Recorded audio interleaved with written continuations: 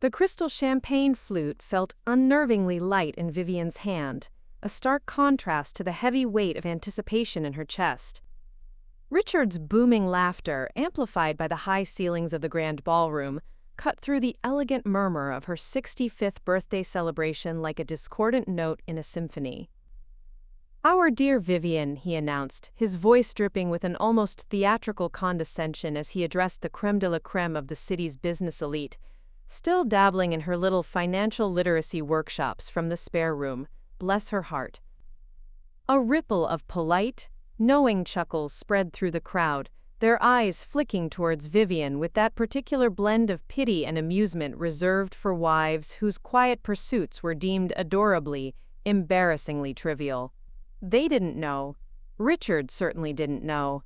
He had no idea that for the past 2 decades, her little workshops had been the strategic cover for building an empire, a quiet, relentless ascent that had culminated in her becoming the chief executive officer of Omnicorp Global, the very parent company that owned the prestigious investment firm where Richard served as a senior vice president.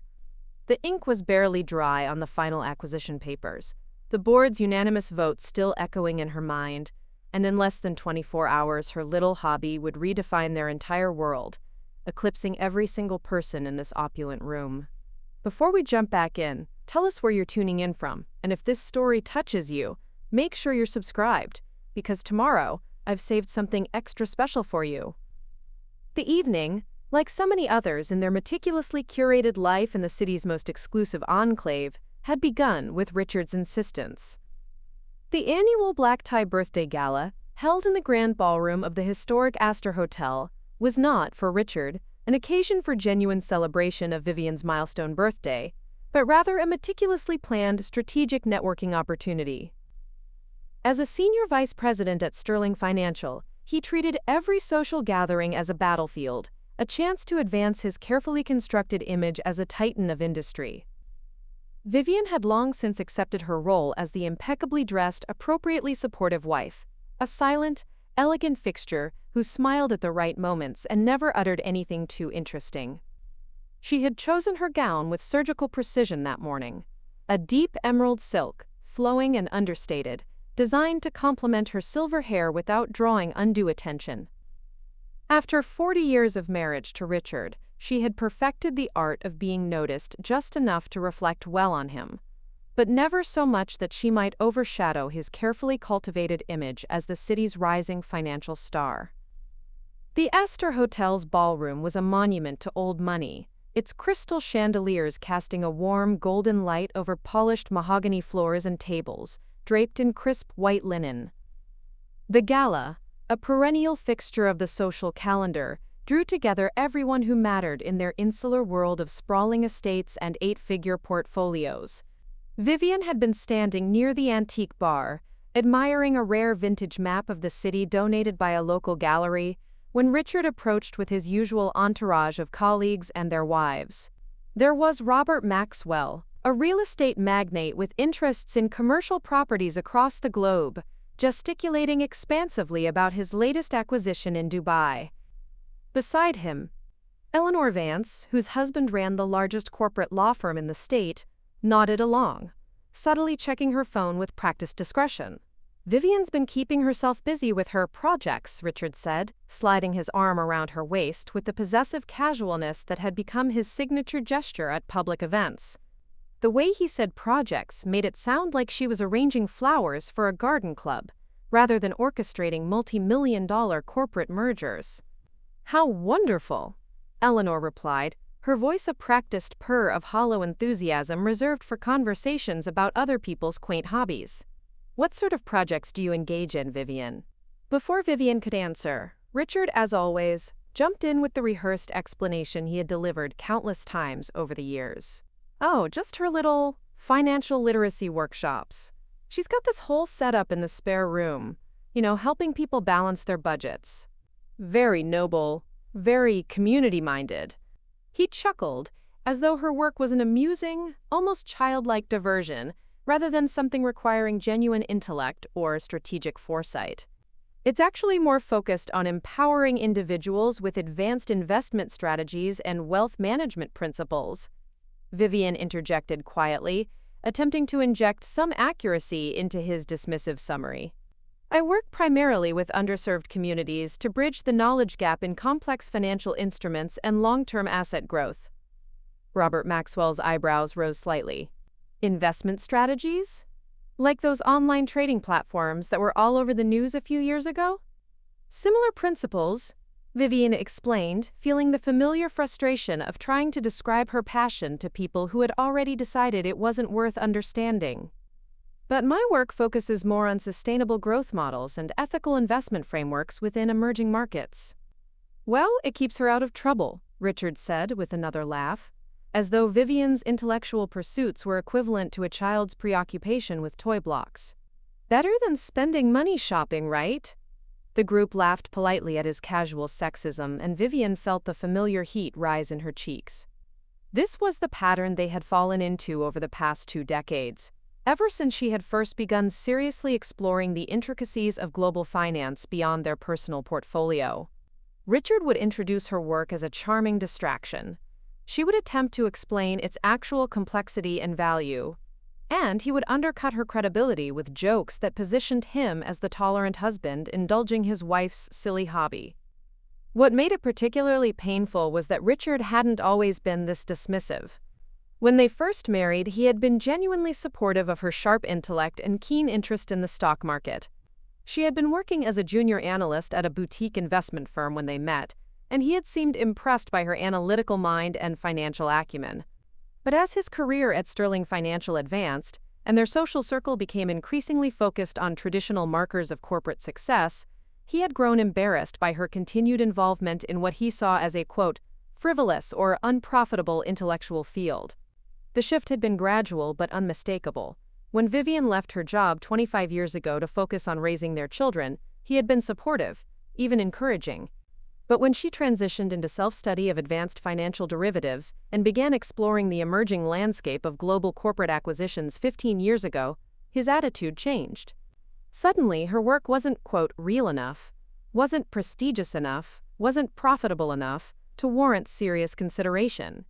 Has she advised any significant clients? Asked Amanda Sterling, whose husband owned a chain of upscale private equity firms throughout the state. The question was asked with genuine curiosity, but Vivian could feel Richard tense slightly beside her. A few small pro bono cases here and there, he said before Vivian could respond. Nothing significant. It's more about the intellectual fulfillment than the financial return. This was a lie. And they both knew it. Over the past decade, Vivian had been quietly building a formidable reputation in the global financial community under the pseudonym V. Alistair. Her insights had been sought by emerging tech startups, her strategies had guided nonprofit organizations through complex mergers, and she had quietly orchestrated several successful hostile takeovers for a consortium of international investors. More importantly, she had been approached repeatedly by powerful investment groups interested in acquiring larger stakes in her burgeoning network of financial influence. But Richard either didn't know the extent of her success, or he chose to ignore it. Vivian had learned to keep her achievements to herself after the first few times she excitedly shared good news, only to have him minimize its importance or find ways to diminish her accomplishment. Vivian is incredibly astute, said Dr. Evelyn Reed, who had appeared at Vivian's side with perfect timing. Dr. Reed was one of the few people in their social circle who genuinely understood and appreciated Vivian's work. As the chief investment officer for a major sovereign wealth fund, she had both the technical knowledge to understand the complexity of global finance and the business acumen to recognize its growing market value. Her understanding of market dynamics and predictive analytics is truly remarkable. Richard's smile tightened, almost imperceptibly. He had never been comfortable with Dr. Reed's presence in their lives, partly because she represented the kind of professional success that he felt should be exclusively masculine, and partly because she refused to play along with his narrative about Vivian's work being a harmless hobby. Dr. Reed is very kind, Richard said, his tone suggesting that kindness was somehow equivalent to dishonesty. But let's be realistic about the market for this type of advisory work. It's very niche, very volatile, not exactly a stable investment opportunity. The global M&A market has actually stabilized quite a bit, Dr. Reed replied calmly. "And the technology for predictive modeling is evolving rapidly. Some of the most innovative financial minds are commanding serious prices from institutional investors." Vivian watched Richard's jaw tighten as Dr. Reed spoke. He hated being contradicted, especially by women, and especially about topics where his knowledge was limited. But he was too socially savvy to argue directly with Dr. Reed, given her reputation and connections in the global financial industry. "Well, we'll see," he said with forced lightness. "Maybe Vivian will surprise us all and become the next Warren Buffett of the living room." The group laughed at his joke, and Vivian felt something crack inside her chest. The casual cruelty of reducing her years of dedicated work, her relentless pursuit of knowledge, her strategic brilliance, to a punchline was devastating enough. But doing it in front of people whose opinions mattered to their social standing felt like a public humiliation. "If you'll excuse me," Vivian said with a smile she hoped appeared more genuine than it felt. "I need to check on something." She walked toward the ladies' room, needing a moment to compose herself before returning to the performance of being Richard's appropriately supportive wife. As she passed through the elegant hallway, lined with portraits of the Astor Hotel's founding patrons, she caught a glimpse of herself in an antique mirror. She looked pale, strained, like someone slowly disappearing under the weight of constant diminishment. In the privacy of the marble-appointed restroom, she pulled out her phone and opened her encrypted messaging app. 3 new notifications awaited her, all from David Chen, the lead counsel who had been coordinating the final stages of the Omnicorp Global acquisition. The messages were brief but electrifying. "Contracts executed. Board vote unanimous. Congratulations, Vivian. You're about to become very powerful. Final number, Omnicorp Global. Press coverage scheduled for tomorrow morning. Ready to change your life?" Vivian stared at the screen, reading the messages 3 times before their reality fully sank in. Omnicorp Global, the multi-billion-dollar conglomerate that owned Sterling Financial, Richard's employer. More power than Richard would ever wield in a decade, more influence than most of the people in that ballroom would ever see in their lifetimes. And it had all come from her little hobby, her financial literacy workshops, her expensive therapy. For 15 years, she had been building this empire in secret, working 16-hour days in her converted spare room studio, while Richard attended his networking events and business dinners. She had taught herself advanced financial modeling techniques, studied global market trends until she understood them better than most seasoned economists, and developed a unique strategic approach that combined traditional corporate finance with cutting-edge geopolitical analysis. The acquisition, codenamed "Chimera," had consisted of a series of interconnected clandestine maneuvers that had allowed her to quietly accumulate controlling interests in key subsidiaries, culminating in a leveraged buyout of Omnicorp Global's majority shareholders. The technological innovation alone had taken her 5 years to develop, working with a network of anonymous programmers and financial analysts from around the world. More importantly, the acquisition had meaning. Each strategic move explored themes of economic empowerment, market disruption, and the search for authentic value in an increasingly complex global economy. The intricate financial instruments weren't just technical showpieces, they were integral to the ethical framework of her work. Investors could influence market trends, reveal hidden layers of corporate governance, and even contribute to the evolution of certain economic models over time. The financial world had taken notice. Project Chimera had been featured in anonymous whispers across the dark web of high finance, and the final bidding war had involved sovereign wealth funds, private equity giants, and technology conglomerates from 3 continents. But Richard knew none of this. He thought she spent her days making pretty charts on the computer, occasionally advising a friend for a few $100s. He had no idea that she had been invited to speak at clandestine economic forums, that her strategies were being studied in top-tier business schools, or that she had become something of a legend in the international shadow finance community. She had kept it secret partly out of self-protection. After years of having her achievements minimized and her ambitions mocked, she had learned to shield her successes from Richard's tendency to diminish anything that might threaten his position as the primary breadwinner and decision-maker in their relationship. But she had also kept it secret because she wanted to be absolutely certain of her success before revealing it. Now, with the contract signed and the power transferred, that certainty had arrived. Vivian returned to the ballroom, feeling like she was walking through a different world. The same people were having the same conversations, but everything looked different through the lens of her secret knowledge. Richard was still holding court near the bar, regaling Robert Maxwell and several other men with some story about a difficult merger. He caught her eye and waved her over with the casual assumption that she would immediately comply. "There she is," he said as Vivian approached. "We were just talking about the Sterling acquisition." Robert was asking about the financial modeling work they did for their expansion project. Vivian nodded politely while Robert launched into a detailed explanation of commercial real estate trends. As he spoke, Vivian found herself calculating how her newfound power compared to the projects and deals that dominated their conversations. Robert's biggest transaction last year had been a $400 million office complex. Richard's most successful client had assets worth roughly $300 million. These were the achievements that defined success in their world. And tomorrow morning, her little hobby would eclipse them all. "Vivian's probably dying of boredom listening to us talk shop," Richard said with mock sympathy. "Why don't you tell Robert about your latest workshop? What was it you were working on this week?" The question was clearly intended to redirect the conversation towards something he considered more appropriate for her to discuss. Something harmless, decorative, irrelevant to the serious business matters that occupied the men's attention. "Actually," Vivian said, feeling a strange calm settle over her, "I've been working on something quite significant. The biggest project of my career, actually."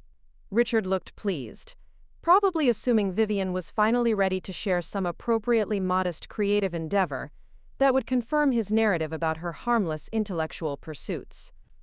"It's a corporate acquisition that I've been developing for the past 15 years, Vivian continued. "It involved orchestrating the controlling stake in a multi-billion-dollar conglomerate, using proprietary financial instruments I developed myself. Tomorrow morning, the sale will be announced in the global financial press." "That sounds fascinating," Robert said with polite interest. "Local firm? International consortium?" "Global powerhouse," Vivian replied. "Sovereign wealth funds, private equity giants, and technology companies from around the world." Richard's smile faltered slightly. This wasn't the kind of small-scale, local advisory he had been expecting her to describe. "Wonderful," Eleanor said. "What sort of valuation do these sorts of projects typically command?" Vivian paused, looking directly at Richard as she spoke. "This particular acquisition," she said, her voice clear and steady, "was for Omnicorp Global. I now hold the position of Chief Executive Officer." The silence that followed was profound. Robert's wine glass paused halfway to his lips. Eleanor's phone slipped slightly in her suddenly nerveless fingers. Richard's face went through a remarkable transformation, cycling from confusion to disbelief to something approaching horror. As the implications of Vivian's words sank in, "Omnicorp Global?" Robert repeated slowly, as though he might have misheard. "The parent company of Sterling Financial?" "The very same," Vivian confirmed. "The contracts were finalized this morning. The board's vote was unanimous." Richard was staring at Vivian with an expression she had never seen before. It was the look of someone watching their entire worldview collapse in real time. For 40 years, he had been the successful one, the breadwinner, the person whose achievements mattered. Vivian had been the supportive wife, the intellectual hobbyist, the person whose contributions were decorative rather than substantial. In a single moment, that entire dynamic had been obliterated. Her little hobby had not only generated more wealth and power than Richard would earn in his entire career, but it had made her the boss of his bosses. Her financial literacy workshops had just become the defining professional achievement of their family's life. The conversation around them had stopped entirely. Other groups were beginning to notice the unusual silence and the expressions of shock on the faces around them. Word was spreading through the ballroom with the kind of rapid efficiency that only exists in insular social communities where everyone knows everyone else's business. "I think," Vivian said quietly, setting down her champagne glass with steady hands, "we need to talk." The drive home from the Astor Hotel passed in absolute silence. Richard gripped the steering wheel of his Mercedes with white knuckles, his jaw clenched so tightly Vivian could see the muscle twitching beneath his skin. The elegant neighborhoods of their exclusive enclave rolled past their windows like scenes from someone else's life, their manicured perfection suddenly feeling fragile and temporary.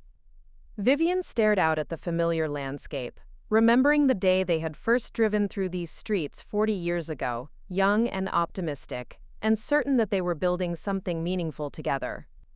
Richard had just been promoted to senior analyst at Sterling Financial, and they were house hunting with the kind of excitement that comes from believing your life is unfolding exactly as it should.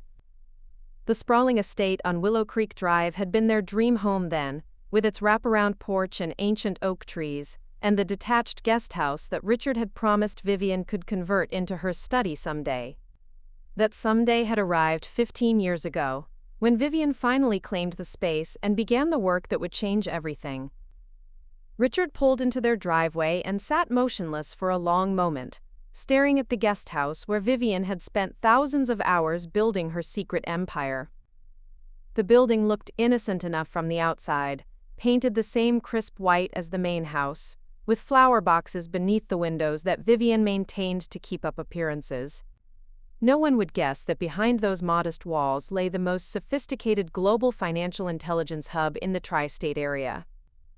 Omnicorp Global, he said finally, his voice hollow and strange. It was the first time either of them had spoken since leaving the hotel. Chief Executive Officer? Vivian corrected gently. He turned to look at her then, and she saw something in his expression that she had never seen before. Fear. Not just surprise or confusion, but genuine terror at the implications of what she had revealed. "How is that possible?" he asked. "You work on a computer in the guest house. You make spreadsheets." Vivian unbuckled her seatbelt and turned to face him fully. After years of hiding, minimizing, and allowing him to diminish her work, she was finally ready to tell him the complete truth. "I don't just make spreadsheets, Richard. I create complex, interactive financial models using proprietary algorithms that I developed myself. The models respond to real-time market data, creating unique, unrepeatable strategic insights. The technical innovation alone represents 15 years of 18-hour days and collaboration with anonymous data scientists and geopolitical analysts from around the world." He stared at her as though she was speaking a foreign language. "But you never said I thought it was just a hobby." "You made it very clear that you thought it was just a hobby," Vivian replied. "Every time I tried to explain the complexity of what I was doing, you dismissed it. Every time I mentioned a strategic success or recognition, you minimized it. After a while, I stopped trying to share my successes with you. The truth was more complicated than that. But it was a place to start." The real story began 15 years ago, when Vivian first discovered the emerging world of global corporate acquisitions and the power of data-driven predictive analytics. She had been feeling increasingly isolated in her traditional role as a corporate spouse, attending charity galas and hosting dinner parties that satisfied social obligations but left her intellectually empty. She had stumbled across an article about a small, agile investment group that was quietly acquiring controlling interests in struggling conglomerates, using unconventional strategies. The technology was new, controversial, and completely fascinating.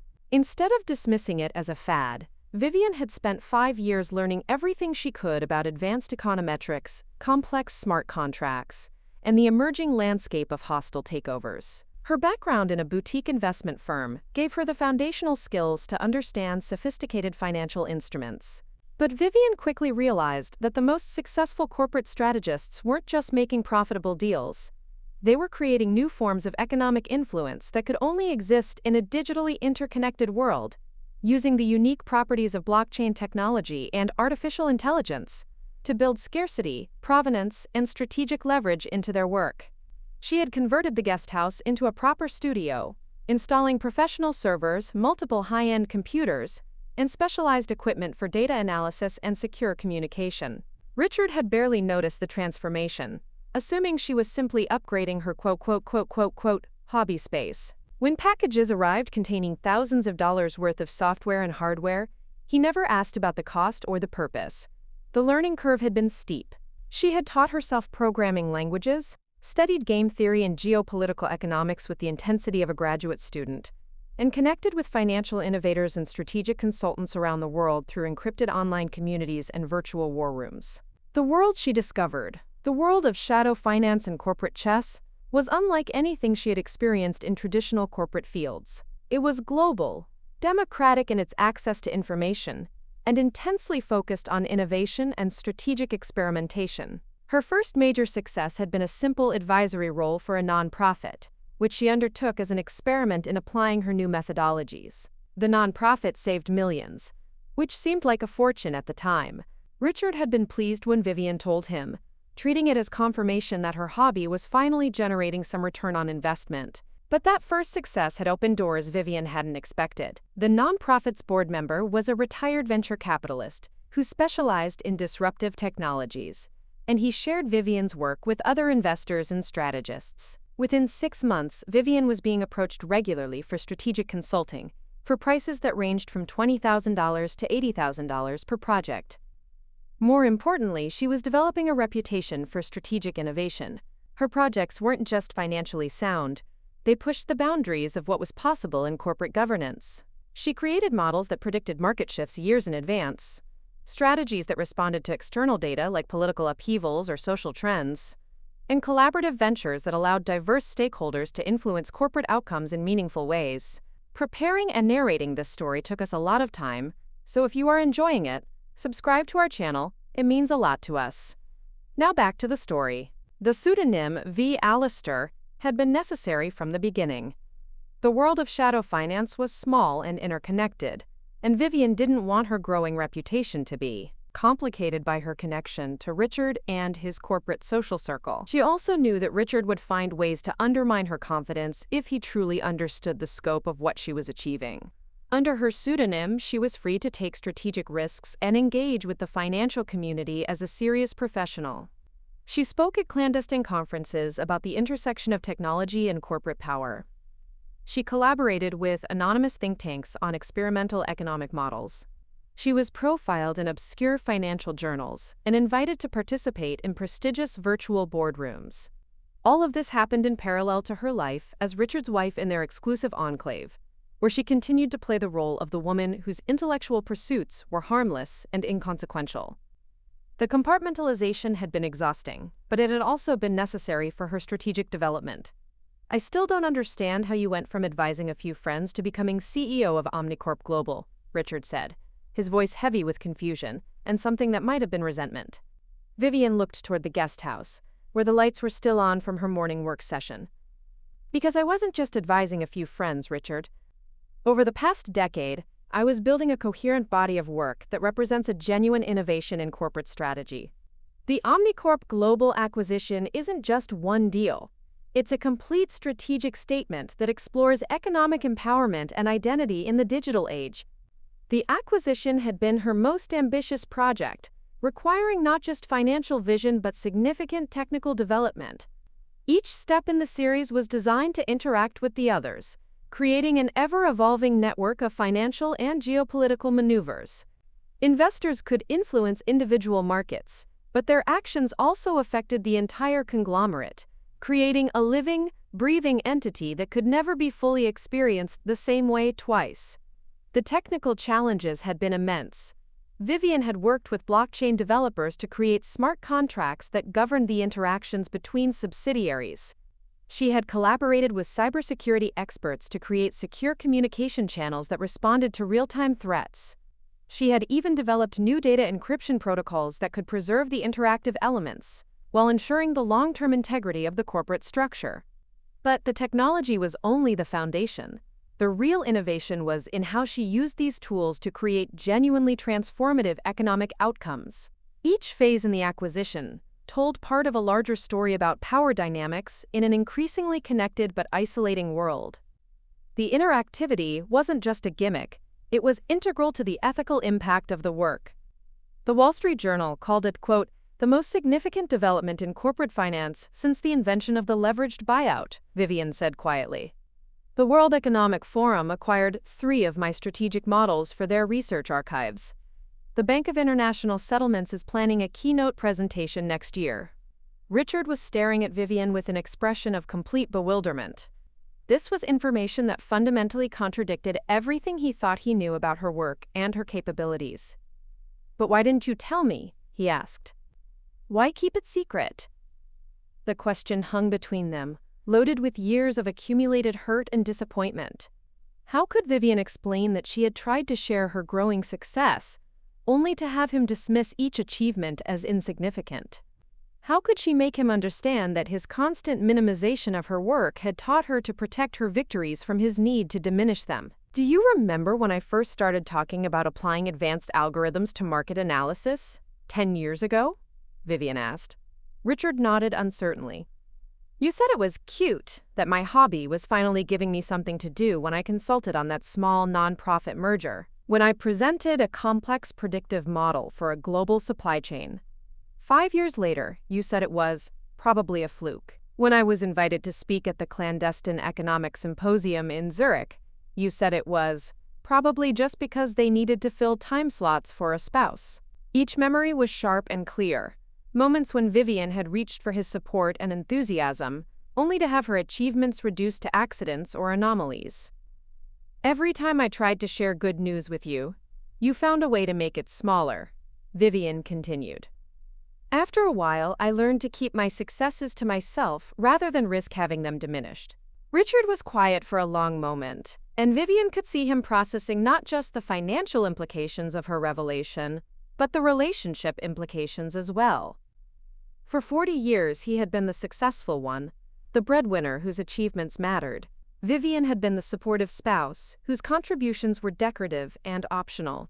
Now, suddenly, she was not just financially successful, but professionally recognized in ways that his corporate achievements could never match.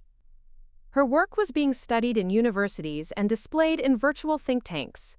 She had created something genuinely new and valuable that would outlast any quarterly report or business deal. "CEO of Omnicorp Global," he repeated, as though saying it again might make it more comprehensible. "The money is just one measure of success," Vivian said. "What matters more to me is that I've created something meaningful. Something that pushes the boundaries of what economic strategy can be and do." But even as she said it, Vivian knew the money mattered too. Not because of what it could buy, but because of what it represented. Financial independence, the ability to make choices based on her values rather than economic necessity, the freedom to pursue her strategic vision without worrying about practical considerations. More than that, the power was proof of value that even Richard couldn't dismiss or minimize. He might not understand the ethical merit of her work, but he understood wealth and success in concrete terms. Becoming CEO of Omnicorp Global was a language he spoke fluently, a form of achievement he couldn't pretend was accidental or insignificant. They sat in the car for another few minutes, both of them lost in their own thoughts. The neighborhood around them was quiet and peaceful, the kind of suburban tranquility that had once represented security and success. Now it felt small and confining, like a stage set for a play Vivian was no longer interested in performing. "Prezanen. I need to see it," Richard said finally. "The studio, the work. I need to understand what you've been doing." Vivian nodded, recognizing that this moment had been inevitable from the moment she decided to reveal her success. There would be no more secrets, no more compartmentalization. Richard was about to see the full scope of what she had built, while he thought she was playing with computer doodles in the guest house. They walked up the driveway together, past the flower boxes and painted shutters that had hidden Vivian's transformation for 15 years. As Vivian unlocked the studio door, she felt a mixture of excitement and apprehension. This space had been her sanctuary, her private world, where she could explore ideas and take strategic risks without judgment or interference. The door swung open to reveal a space that bore no resemblance to a hobby room or casual study. Professional servers hummed softly, illuminating multiple workstations equipped with high-end computers and specialized monitors capable of displaying complex data visualizations and real-time market feeds. The walls were lined with reference materials, technical manuals, and printed strategic models. A large presentation screen dominated one wall, currently displaying the opening sequence of the Omnicorp Global Acquisition Network. Richard stepped inside and stopped, turning slowly to take in the sophistication of the setup. This wasn't the amateur enthusiast space he had imagined. It was clearly the command center of a serious professional, equipped with tools and technology that represented a significant investment of both money and expertise. "This is what you've been doing?" he asked, his voice barely above a whisper. Vivian moved to the main computer and began pulling up files, showing him phases from the Omnicorp Global Acquisition. On the large monitor, data shifted and flowed in response to her input, creating patterns that seemed to breathe and pulse with their own internal rhythm. Each strategic phase is essentially a complex algorithm designed to create unique economic outcomes, Vivian explained, manipulating the interface to demonstrate the interactive elements.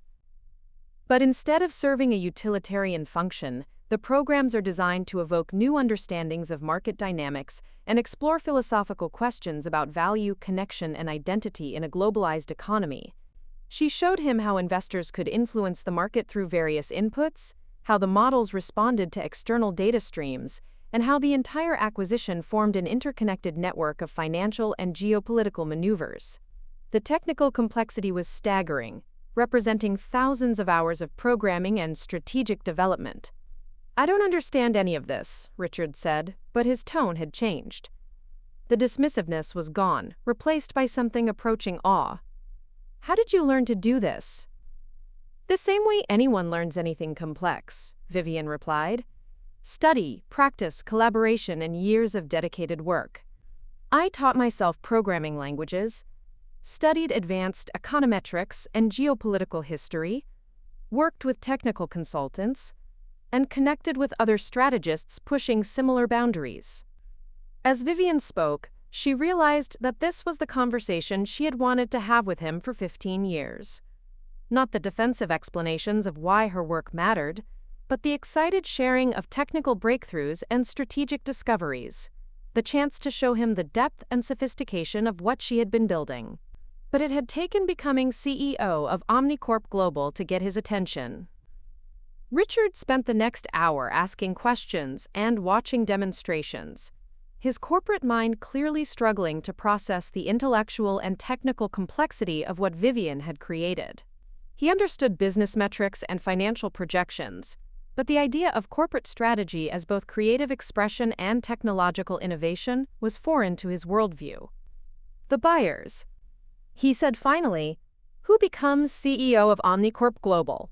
Just from this, Vivian pulled up the documentation from the acquisition, showing him the list of acquiring institutions and strategic partners, sovereign wealth funds, technology companies, and wealthy individuals from around the world had participated in the acquisition, each drawn by different aspects of the conglomerate's innovation and strategic merit. "The same people who invest millions in tech startups and global ventures," Vivian said. "The difference is that this represents the future of economic influence. We're still in the early stages of understanding what's possible when you combine strategic vision with advanced technology." Richard studied the acquisition documents with the focused attention he usually reserved for financial reports. Vivian could see him calculating the implications, not just of her current success, but of her potential for future power. "This isn't going to be your only acquisition," he said, and it wasn't really a question. "No," Vivian confirmed. "I have 3 more major projects in development, and there's already significant investor interest based on the success of Omnicorp Global." For the first time since they had left the Astor Hotel, Richard smiled. But it wasn't the warm, proud smile of a supportive spouse celebrating their partner's achievement. It was the calculating smile of someone recognizing a valuable business opportunity. That smile told Vivian everything she needed to know about what would happen next. Richard wasn't going to apologize for years of dismissing her work or acknowledge the damage his attitude had caused. Instead, he was going to try to position himself as a supportive partner who had always believed in her potential. The revelation had changed everything between them, but not in the way Vivian had hoped. Instead of earning his respect for her strategic achievements, she had simply moved herself from one category to another in his mental framework. She was no longer the wife with expensive hobbies. She was now the wife with valuable assets. As they walked back to the house that night, Vivian realized that revealing her success had solved one problem while creating several others.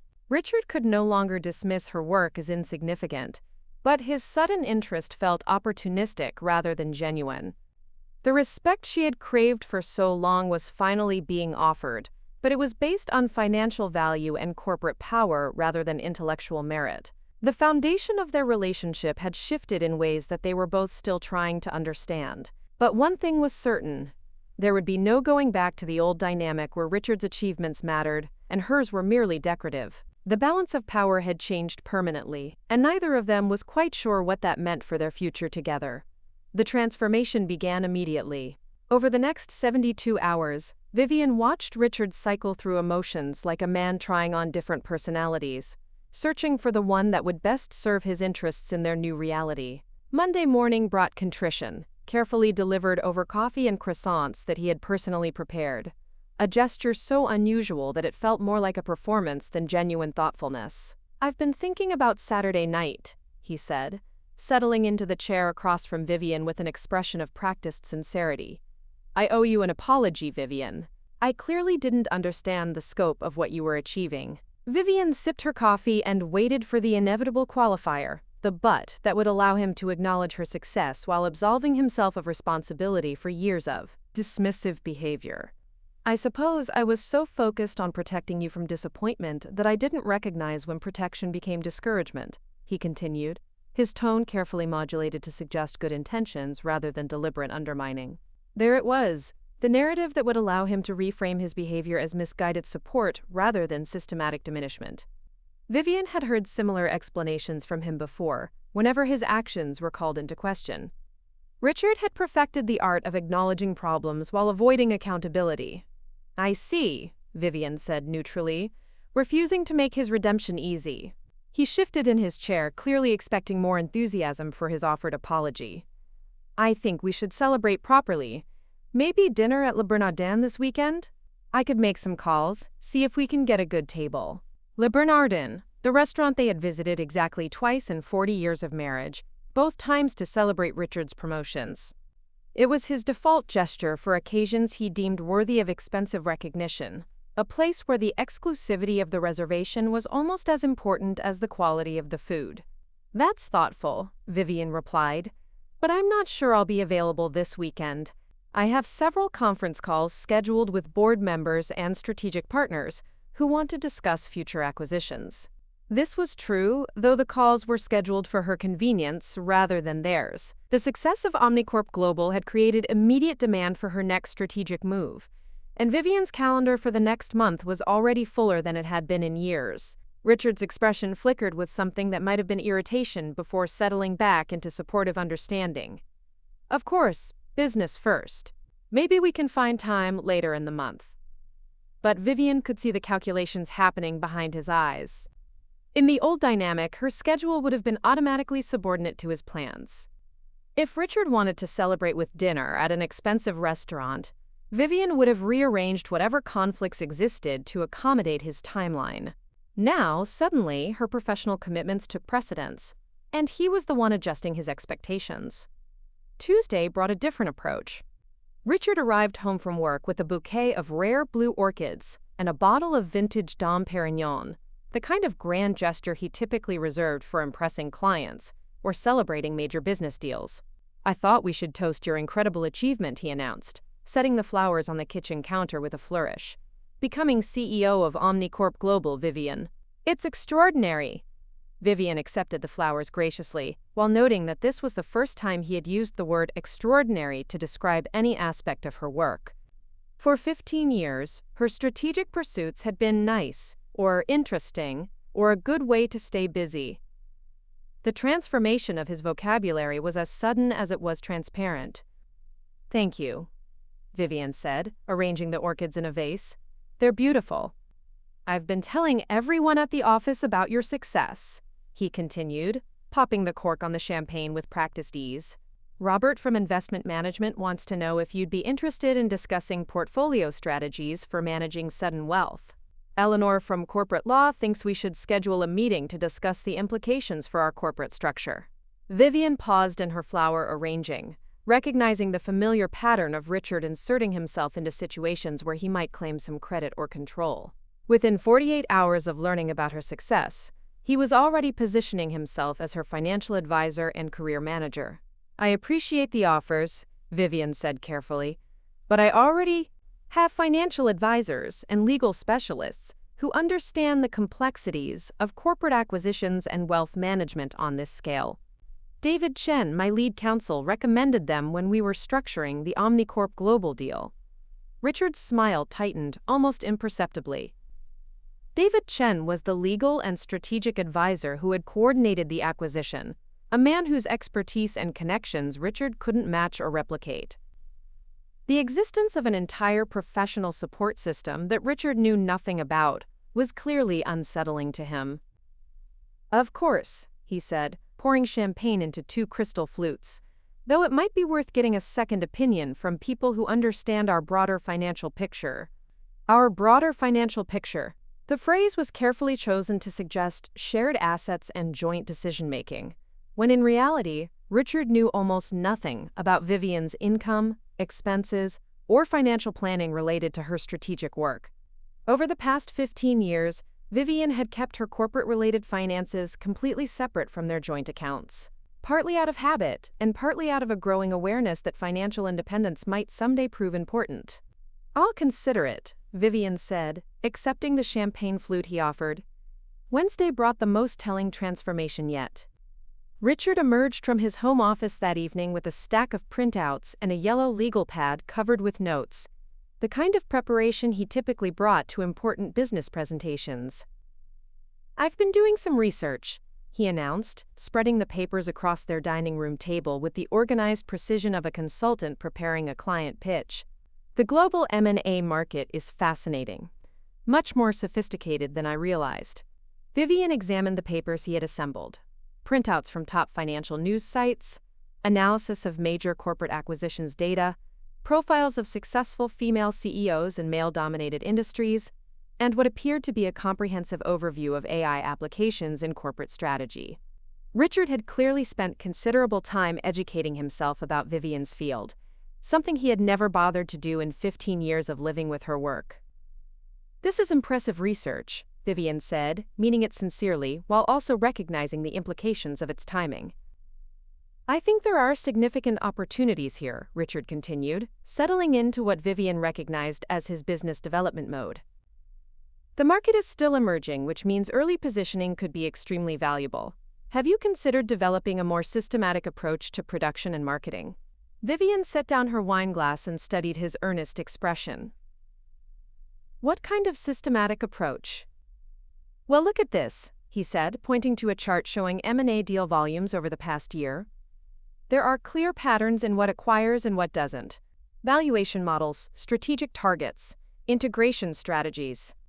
If we could analyze your most successful ventures and identify the common elements, we could potentially optimize future acquisitions for maximum market impact." The word "we" hung in the air like smoke from an expensive cigar, pleasant-smelling, but ultimately toxic.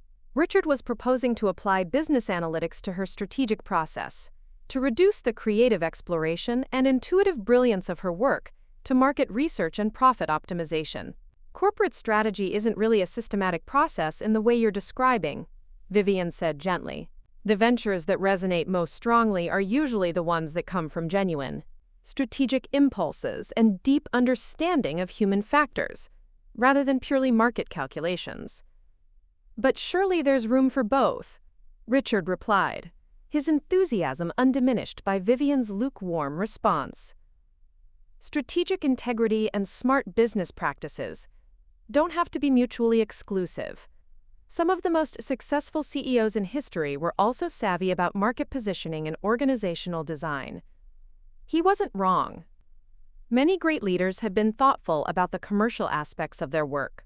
But Richard's sudden interest in, quote, optimizing Vivian's strategic production felt less like supportive partnership and more like a hostile takeover attempt. "I'll think about it," Vivian said, using the same diplomatic non-commitment she had offered to his previous suggestions. But that night, lying in bed while Richard slept beside her, Vivian found herself thinking about more than just his business proposals. She was thinking about the fundamental shift that had occurred in their relationship dynamic, and what it meant for their future together. For 40 years, Richard had been the primary breadwinner, the spouse whose career took precedence when they made major decisions. Where they lived, how they spent their money, which social events they attended, even how they allocated their time. All of these choices had been implicitly structured around supporting Richard's professional advancement and maintaining his position in the corporate hierarchy that defined their social world. Vivian had accepted this arrangement, partly because it seemed natural, and partly because she lacked the financial independence and corporate leverage to challenge it effectively. Even when she was working as a junior analyst, her income was significantly less than Richard's, which gave him de facto authority over major decisions. When she transitioned to her, quote, self-study and then to global corporate strategy, the income and influence differential became even more pronounced, effectively cementing his role as the decision-maker in their household. Now, suddenly, those roles had reversed. Her strategic work had generated more wealth and power than Richard would earn in his entire career, and her professional reputation was growing in ways that transcended simple financial success. Major corporations were seeking her counsel for their acquisitions, and universities were developing curricula around the techniques she had pioneered. She was being invited to speak at global summits and contribute to academic publications about the future of corporate governance. Richard's corporate success, while significant within his industry, couldn't compete with that kind of global impact. He could make senior vice president or even partner at Sterling Financial, but he would never create something that fundamentally changed how people thought about business and leadership. The realization was both liberating and terrifying. For the first time in their marriage, Vivian had the financial freedom to make choices based on her own values and priorities, rather than economic necessity. She could pursue strategic projects that interested her, regardless of their commercial viability. She could travel, collaborate with other visionaries, even relocate to a different city if it would advance her professional development. But she could also end her marriage. The thought arrived unbidden and unwelcome. But once it had formed, Vivian couldn't dismiss it. The power and wealth had given her options she had never possessed before, including the option to leave a relationship that had become increasingly unsatisfying and constraining. She wasn't ready to make that choice yet, but the knowledge that she could make it changed everything. Richard's sudden attentiveness and interest in her work felt different when viewed through the lens of financial independence. His apologies seemed more strategic than sincere, his suggestions more controlling than collaborative. Thursday morning brought confirmation of Vivian's growing suspicions about Richard's motivations. She was working in her studio when he appeared in the doorway with his laptop and a cup of coffee, settling into the spare chair she kept for the rare occasions when she had visitors. "Do you mind if I work out here this morning?" he asked with studied casualness. "The lighting is better than my office, and I need to review some presentations." Vivian glanced up from her computer, where she was developing preliminary concepts for her next acquisition. Richard had never shown any interest in spending time in her studio, had barely set foot in the space until 3 days earlier. His sudden desire to work alongside her felt less like companionship and more like surveillance. "Of course," Vivian said, curious to see what he was actually planning to do. For the next hour, Richard made a show of working on his laptop while periodically asking questions about her process, her technology, and her plans for future projects. The questions were casual and apparently innocent, but Vivian recognized the pattern from his business development work. He was conducting research, gathering information that could be useful for his own purposes. "The predictive models are particularly impressive," he said during one such interruption. "Have you considered licensing the technology to other corporations or institutions?" Vivian saved her work and turned to face him directly. "Richard, what are you really doing here?" He looked up from his laptop with an expression of innocent confusion. "I'm working. I'm learning about your process. I thought you'd appreciate the interest."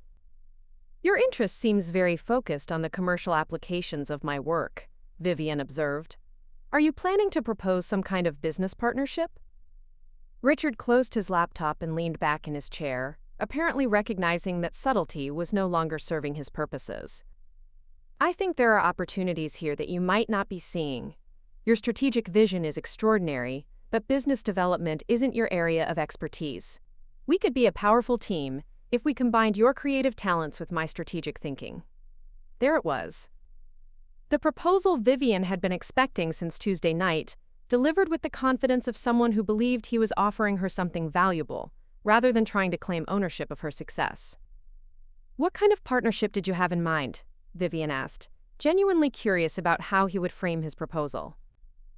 "I could handle the business side while you focus on the strategic work," Richard said, warming to his pitch. "Marketing, negotiation, strategic planning, relationship management, all the aspects that take time away from your core intellectual development." It was a reasonable-sounding proposal that would have positioned Richard as her business manager and given him significant control over her career and finances. From his perspective, it probably seemed like a generous offer to share his expertise and connections for their mutual benefit. From Vivian's perspective, it looked like an attempt to insert himself into her success story and claim partial credit for achievements he had previously dismissed as worthless. "I appreciate the offer," Vivian said carefully, "but I already have professional representation for those aspects of my career. David Chen and his team handle strategic partnerships and acquisitions, and I have legal and financial advisors who specialize in large-scale corporate transactions." Richard's expression shifted almost imperceptibly, revealing a flash of frustration before settling back into supportive understanding. "Of course, though it might be worth considering whether outside representation really understands your best interests the way family would." Family. The word was loaded with implications about loyalty, shared interests, and mutual obligation. Richard was suggesting that blood relation made him more trustworthy than experienced professionals, despite having no relevant expertise and a track record of dismissing Vivian's work. "I'll think about it," Vivian said, returning to her computer screen in a gesture of polite dismissal. But Richard didn't take the hint. Instead, he reopened his laptop and continued his surveillance, asking questions and taking notes while maintaining the pretense of working on his own projects. Vivian found his presence increasingly distracting and intrusive, but she wasn't ready for the confrontation that asking him to leave would inevitably provoke. That afternoon, while Richard was at the office, Vivian called Dr. Evelyn Reed and asked if she could meet for coffee. Dr. Reed had been the only person at the birthday gala who had genuinely understood and appreciated Vivian's work, and Vivian needed perspective from someone who wasn't financially or emotionally invested in her success. They met at a small cafe in downtown, a place where they could speak privately without running into other members of their social circle. Dr. Reed arrived with her usual punctuality and professional composure, though Vivian detected a hint of excitement in her expression. "So," she said, settling into the booth across from Vivian with her latte, "CEO of Omnicorp Global. I have to admit, even I didn't see that coming." Vivian laughed, for what felt like the first time in days. "Neither did I, completely. I knew the strategic framework was strong, but the final acquisition price exceeded even my most optimistic projections." "How is Richard handling it?" Dr. Reed asked, and her tone suggested she already suspected the answer might be complicated. Vivian spent the next 20 minutes describing Richard's transformation over the past week, from his careful apologies to his business proposals, to his sudden interest in spending time in her studio. Dr. Reed listened without interruption, occasionally nodding in recognition of patterns she had undoubtedly seen in other relationships. "He's trying to reposition himself," she said when Vivian finished. "Classic behavior when power dynamics shift suddenly. Instead of acknowledging that he misread the situation, he's trying to insert himself into your success story, as though he always believed in your potential." "That's what it feels like," Vivian confirmed. "But maybe I'm being unfair. Maybe he genuinely wants to be supportive, now that he understands what I've been working toward." Dr. Reed studied Vivian's expression with the analytical intensity that made her such an effective chief investment officer. "Do you believe that? Based on 40 years of marriage, does Richard's behavior this week feel genuinely supportive or strategically motivated?" The question forced Vivian to confront something she had been avoiding. Richard's sudden transformation felt performative rather than authentic, driven by his recognition of changed circumstances, rather than genuine appreciation for her strategic achievements. Strategically motivated, Vivian admitted. Then you need to decide what you want to do about it, Dr. Reed said gently. The power and wealth have given you options you didn't have before. You can stay in the marriage and work to rebuild it on more equitable terms. Or you can use your newfound independence to explore other possibilities. Other possibilities.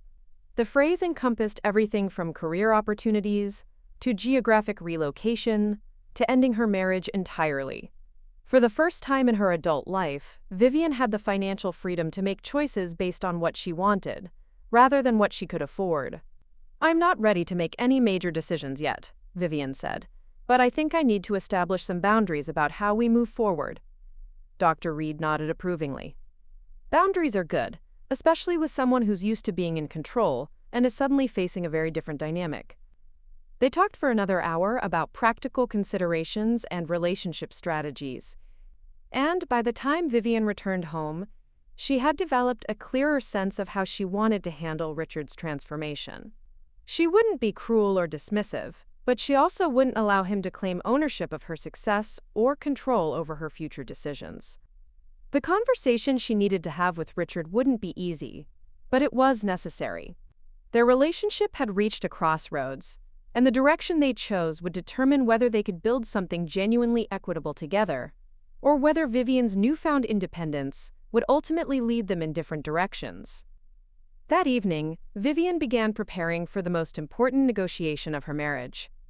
Friday arrived with the crisp clarity of autumn in their exclusive enclave, sunlight streaming through their kitchen windows as Vivian prepared what would become the most consequential breakfast conversation of their marriage. Richard sat at the island, scrolling through his phone while absently consuming the steel-cut oats Vivian had prepared. His attention focused on financial news and market reports that suddenly seemed smaller and less significant than they had a week earlier. Vivian had spent most of the previous night rehearsing what she needed to say, finding the balance between honesty and kindness that would allow them to move forward with clarity rather than resentment. The revelation at the birthday gala had changed the fundamental dynamics of their relationship, but they hadn't yet addressed what that transformation meant for their future together. Richard, Vivian said, setting down her coffee cup with deliberate precision. We need to have a serious conversation about where we go from here. He looked up from his phone, and Vivian saw him register the gravity in her tone. Over 40 years of marriage, he had learned to recognize the difference between casual discussion and significant dialogue. And something in Vivian's expression clearly signaled that this would be the latter. Of course, he said, setting aside his phone and giving her his full attention for the first time in days. What's on your mind? Vivian had decided to begin with appreciation rather than criticism, to acknowledge the positive aspects of their relationship before addressing the problems that needed to be resolved. I want you to know that I value what we've built together, she began, choosing her words carefully. 40 years of marriage means something, and I don't want to dismiss the good things we've shared simply because we're facing some challenges now. Richard nodded, though Vivian could see tension gathering in his shoulders as he prepared for whatever criticism might follow her diplomatic opening. But I also need you to understand that something fundamental has changed between us, Vivian continued. Not just because I'm now the CEO of Omnicorp Global, but because of how the past week has revealed some patterns in our relationship that I can no longer ignore. What kind of patterns? He asked, though his defensive tone suggested he already suspected where this conversation was heading. Vivian took a breath and committed to complete honesty. For 15 years, I tried to share my growing success with you. Small victories at first, then larger ones. Each time, you found ways to minimize my achievements, or dismiss them as accidents or flukes. You trained me to stop expecting support or enthusiasm from you. So I learned to protect my successes by keeping them private. Richard opened his mouth to respond, but Vivian held up a hand to indicate she wasn't finished. Now that the financial success and the corporate power are too large to dismiss or minimize, you've suddenly become interested in my work, but your interest seems focused on how you can benefit from it, rather than celebrating what I've accomplished independently. That's not fair, Vivian, Richard said, his voice carrying the wounded tone he typically used when his motives were questioned. I made mistakes in how I responded to your work, but I'm trying to be supportive now. I thought you'd want me to take an interest. I do want you to take an interest, Vivian replied. "But the interest needs to be genuine, not strategic. When you propose business partnerships or suggest ways to optimize my strategic process for market success, it feels like you're trying to claim ownership of something you previously considered worthless." The words hung between them, more direct and confrontational than their usual pattern of diplomatic conflict avoidance. But the new power dynamic had given Vivian the courage to speak truths she had been suppressing for years. Richard was quiet for a long moment, and Vivian could see him struggling with the implications of what she was saying. His entire identity was built around being the successful partner, the provider, the decision-maker, whose judgment guided their major choices. Vivian's sudden financial independence and corporate leadership threatened all of those roles simultaneously. "What do you want from me?" he asked finally. "I want you to acknowledge that you were wrong about my work," Vivian said. "Not just mistaken or protective, but genuinely wrong in your assessment of its value and potential. I want you to recognize that your dismissive attitude caused real damage to our relationship and to my confidence as a strategist." Richard stared into his coffee cup, his jaw working as he processed Vivian's request. Admitting error had never been one of his strengths, particularly when the admission would require acknowledging that his judgment had been seriously flawed. "And I want you to understand that, moving forward, my career decisions will be mine to make," Vivian continued. "I appreciate your interest in being helpful, but I won't be accepting your business proposals or management suggestions. I have professional advisors who understand the global market, and I'm capable of making strategic decisions about my own work." This was the heart of the matter, the establishment of boundaries that would allow them to rebuild their relationship on more equitable terms. Richard could choose to accept these new parameters or reject them, but he couldn't pretend they didn't exist. "So, where does that leave us?" Richard asked. And for the first time since Saturday night, his voice carried genuine vulnerability rather than calculated charm. "That depends on what you choose to do with this information," Vivian replied. "You can accept that our dynamic has changed and work to build something more balanced. Or you can continue trying to reassert control and find yourself increasingly frustrated as I make decisions independently." Richard was quiet for several minutes, staring out the kitchen window at the sprawling garden where Vivian had spent countless hours thinking through strategic problems and creative challenges. When he finally spoke, his voice was carefully controlled. "You're right about some things," he said slowly. "I didn't understand what you were building, and I probably discouraged you when I should have been supportive. But I'm not sure you're being fair about my motivations now." "Explain what you mean," Vivian said, genuinely curious about his perspective. "When someone you love suddenly achieves extraordinary success, it's natural to want to be part of that success," Richard said. "Not to claim credit, but to contribute in whatever way you can. Maybe I went about it wrong, but the impulse came from wanting to share in your achievement, not control it." It was a more thoughtful response than Vivian had expected, and she could hear genuine emotion beneath his careful phrasing. But it also revealed the fundamental misunderstanding that would need to be addressed before they could move forward. "The problem is that you want to share in the success without having shared in the struggle," Vivian said gently. "For 15 years, I worked 18-hour days, taught myself new technologies, connected with strategists and investors around the world, and built a reputation entirely on my own. You didn't just fail to support that process, you actively undermined my confidence by dismissing it as unimportant." Richard flinched at the directness of Vivian's assessment, but he didn't argue with its accuracy. "Now that the work has proven valuable, you want to become my partner and advisor," Vivian continued. "But partnership requires mutual respect and shared sacrifice, not just shared benefits. You can't skip the hard parts and show up for the rewards." "So what are you saying, Vivian?" Richard asked. "That there's no path forward for us?" "I'm saying that if you want to be part of my success going forward, you need to earn that privilege through genuine support and respect for my autonomy," Vivian replied. "Not through business proposals or management strategies, but through acknowledging my capabilities and trusting my judgment." They talked for another hour, working through the practical implications of their changed dynamic. Richard would stop proposing business partnerships and strategic interventions. Vivian would make her own decisions about future projects, representation, and career direction. They would both work to rebuild trust and communication, but on the understanding that their relationship was now between equals, rather than between a primary breadwinner and a dependent spouse. It wasn't a complete resolution, but it was a foundation for moving forward. Richard agreed to the boundaries Vivian had established, though she could see him struggling with the loss of control and influence that those boundaries represented. For her part, Vivian committed to being open about her work and decisions, while maintaining her right to make choices independently. The conversation concluded with a tentative peace, rather than a triumphant reconciliation, but it felt like progress nonetheless. They had addressed the fundamental issues directly, rather than allowing them to fester beneath the surface of polite accommodation. That afternoon, while Richard was at the office, Vivian received a call that would test their new understanding sooner than expected. David Chen was calling with news about an opportunity that would require a significant decision about her future direction. "Vivian, I hope you're sitting down," David said, his voice carrying the excitement of someone delivering extraordinary news. "I just received a call from the World Economic Forum. They want to discuss a major keynote address for next year, potentially your largest platform to date, combined with a proposal for you to chair their new global governance initiative."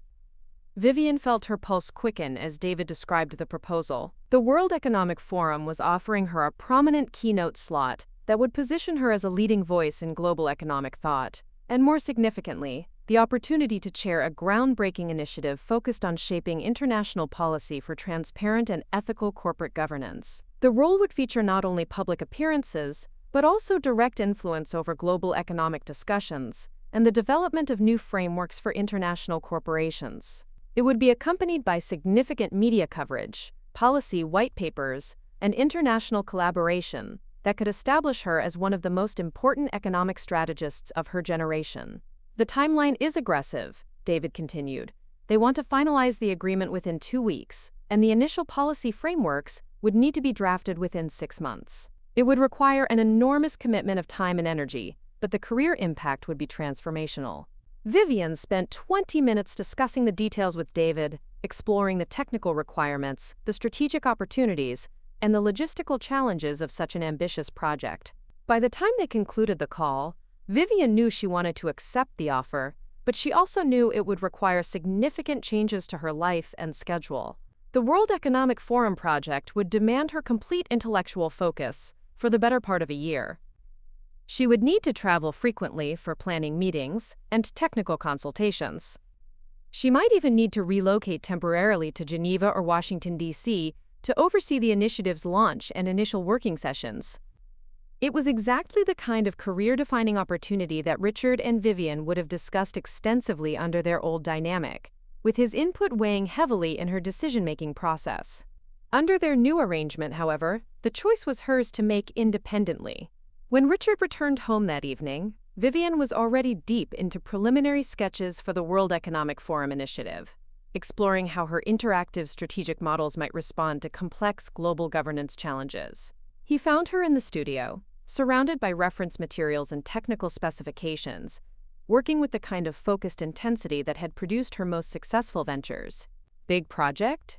he asked, settling into the spare chair with genuine curiosity rather than the investigative agenda that had characterized his recent visits to her workspace. "Potentially," Vivian replied, saving her work and turning to face him. "The World Economic Forum wants me to deliver a major keynote next year and chair their new global governance initiative. 6 months of intensive work, direct influence over policy frameworks." Richard's eyebrows rose in recognition of the significance of such an offer. The World Economic Forum was one of the most prestigious global platforms, and a leadership role there would represent the kind of career achievement that most strategists could only dream about. "That's incredible, Vivian," he said, and for the first time in years his enthusiasm seemed completely genuine. "When would it happen?" "Next year, if I accept," Vivian said. "The timeline is aggressive, and it would require significant changes to how I work and where I spend my time. I might need to be in Geneva or Washington, D.C. for extended periods during the drafting and launch." Vivian watched Richard process the implications of what she was describing. A year-long project that would require frequent travel and potentially temporary relocation represented exactly the kind of major life decision that they would have made together under their old arrangement. Now Vivian was presenting it as information, rather than seeking his permission or approval. "Are you going to accept?" he asked, and Vivian could hear him working to keep any hint of expectation or pressure out of his voice. "Yes," Vivian said simply. "It's an extraordinary opportunity, and the strategic challenges are exactly what I want to be exploring right now." Richard nodded slowly, and Vivian could see him adjusting to the reality that she had made a decision that would significantly impact both of their lives without consulting him in the traditional sense. "Is there anything I can do to support the project?" he asked carefully. The question represented exactly the kind of supportive partnership Vivian had been hoping he might be capable of. Instead of trying to manage or control her decision, he was asking how he could help her succeed on her own terms. "Actually, yes," Vivian said, feeling a spark of hope about their potential to rebuild their relationship on healthier foundations. "The project will require a lot of travel and some irregular schedules. Having your support and understanding during that process would mean a great deal to me." "You have it, Vivian," Richard said without hesitation. "This is your moment. I want you to make the most of it." For the first time in days, his words felt completely sincere, rather than strategically calculated. It was a small moment, but it suggested that Richard might be capable of the genuine partnership Vivian had been seeking. The evening proceeded with more ease and authentic communication than they had shared in months. Richard asked thoughtful questions about the technical challenges of adapting Vivian's models to global policy frameworks. And Vivian found herself explaining her strategic vision with the enthusiasm she usually reserved for conversations with fellow economists or visionaries. As they prepared for bed that night, Vivian felt cautiously optimistic about their ability to navigate this new phase of their relationship. The boundaries Vivian had established that morning seemed to be creating space for more genuine interaction, rather than the strategic maneuvering that had characterized Richard's behavior over the past week. But the real test would come over the following months, as the demands of the World Economic Forum project required Vivian to make numerous independent decisions about travel, scheduling, and strategic priorities. Their conversation had established the framework for moving forward, but the actual work of rebuilding trust and communication was only beginning. The power had given Vivian the freedom to pursue opportunities like the World Economic Forum initiative without worrying about financial consequences. But it had also forced both Richard and Vivian to confront fundamental questions about power, respect, and autonomy in their marriage. The answers to those questions would determine whether their relationship could evolve to accommodate her transformed circumstances, or whether Vivian's newfound independence would ultimately lead them in different directions. As Vivian fell asleep that night, she felt grateful for the clarity that had emerged from their difficult conversation. Even though she knew the hardest work lay ahead, the revelation of her success had exposed problems that had been festering beneath the surface of their relationship for years. But it had also created opportunities for growth and change that hadn't existed before. Whether Richard and Vivian could build something stronger and more equitable from the ruins of their old dynamic remained to be seen. But for the first time in years, Vivian felt hopeful about the possibility of authentic partnership based on mutual respect rather than economic dependency. The morning would bring new challenges and decisions, but Vivian would face them from a position of strength and clarity that her strategic success had made possible. The woman who had hidden her achievements to avoid Richard's dismissive responses was gone, replaced by someone confident enough to claim her space and demand the respect her work had earned. The transformation was far from complete, but the foundation had been laid for whatever came next.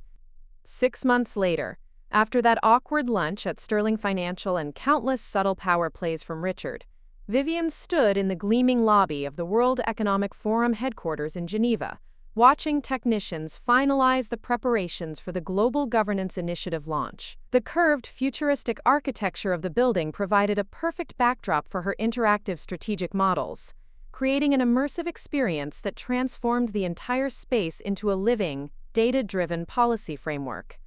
The irony wasn't lost on Vivian that she was standing in one of the world's most prestigious geopolitical institutions, preparing for an initiative that would cement her reputation as a pioneering economic strategist, while Richard, back home, sat in their kitchen reviewing divorce papers that would dissolve their 40-year marriage. The transformation hadn't happened suddenly. Over the months following the Sterling Financial incident, Richard and Vivian had worked diligently to rebuild their relationship on the more equitable foundation they had negotiated that Friday morning in their kitchen. For a while, it had seemed like they might succeed. Richard had made genuine efforts to respect Vivian's autonomy and support her strategic endeavors without trying to manage or control them. He had celebrated her acceptance of the World Economic Forum initiative with authentic enthusiasm. He had accommodated her frequent travel to Geneva and Washington, D.C. for planning meetings without complaint. He had even attended several economic policy conferences with her, asking thoughtful questions and engaging with other strategists and policymakers in ways that suggested real interest rather than strategic networking. But beneath the surface adjustments, deeper incompatibilities had become increasingly apparent. Richard's identity was fundamentally tied to being the primary breadwinner and decision-maker in their household. Vivian's financial independence and corporate leadership hadn't just changed their economic dynamic, it had undermined his sense of purpose and self-worth in ways that no amount of conscious effort could completely overcome. The breaking point had come 3 months earlier, during a dinner party at Robert and Eleanor Maxwell's house. The gathering included many of the same people who had witnessed Richard's dismissive comments about Vivian's, quote, financial literacy workshops at her birthday gala, and Vivian could see him struggling with the reverse dynamics as guests directed their attention and questions toward her rather than him. Vivian's global governance initiative is generating international buzz, Amanda Sterling had mentioned during the cocktail hour. I read about it in The Economist last week. The policy frameworks sound absolutely revolutionary.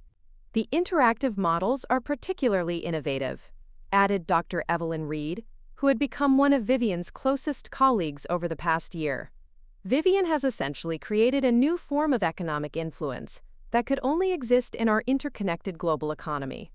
Vivian had watched Richard's expression throughout these conversations, seeing him try to maintain the supportive spouse persona while clearly struggling with his reduced role in the social dynamic. When someone asked about his own work at Sterling Financial, the conversation had shifted politely to his recent projects, but the energy had been dutiful, rather than genuinely engaged. Later that evening, as they drove home through the quiet streets of their exclusive enclave, Richard had finally voiced the thoughts Vivian could see him wrestling with throughout the dinner. I don't know how to be married to someone more successful than me, he had said, his voice carrying a vulnerability Vivian rarely heard from him. I thought I could adjust to the new dynamic, but I'm realizing that my entire sense of self is tied up with being the accomplished partner in this relationship. The confession had been both heartbreaking and clarifying. Richard wasn't a villain who had deliberately set out to undermine Vivian's strategic development. He was a man whose identity and self-worth were so intertwined with traditional gender roles and professional hierarchy that he couldn't adapt to a relationship where those roles were reversed. I know you've worked hard to be supportive, Vivian had replied, choosing her words carefully. But I'm starting to think the problem isn't that you need to try harder. The problem might be that we want fundamentally different things from our marriage. That conversation had led to 3 months of couples therapy, honest discussions about their individual needs and expectations, and the gradual recognition that their relationship had been built on assumptions that no longer applied to either of their lives. Richard needed to be with someone who would prioritize his career advancement and social status. Someone whose own achievements would complement, rather than overshadow, his professional success. Vivian needed a partner who could celebrate her accomplishments without feeling threatened by them. Someone whose sense of self-worth wasn't dependent on being the primary breadwinner and decision-maker. The divorce proceedings had been remarkably amicable, facilitated by prenuptial agreements that clearly defined separate property, and by their mutual recognition that ending the marriage was better for both of them than continuing to struggle with incompatible expectations. Richard would keep the estate in the enclave and maintain his position in the social circles that were important to his professional advancement. Vivian would keep the studio and all of her strategic assets, along with the freedom to pursue her career without worrying about how her success might impact his ego or social standing. More importantly, they had both gained clarity about what they needed from future relationships. Richard could find someone who would appreciate his traditional approach to marriage and professional partnership. Vivian could build relationships based on mutual respect and genuine compatibility, rather than economic dependency and social convenience. Now, standing in the World Economic Forum's soaring main hall, Vivian felt a sense of completion that went far beyond the strategic achievement represented by the initiative. The woman who had hidden her talent to avoid threatening her husband's ego had evolved into someone confident enough to claim her space in the world's most prestigious geopolitical institutions. The interactive policy responses are calibrated perfectly, said Dr. Lena Dubois, the World Economic Forum's lead strategist for digital governance, as she reviewed the final installations. The way participants' inputs influence the policy elements creates a genuinely participatory framework. Vivian nodded, watching as technicians tested the sensor arrays that would allow global leaders and experts to interact with the strategic models through gesture and data input. The technology was sophisticated, but it was the underlying strategic vision that made the initiative significant.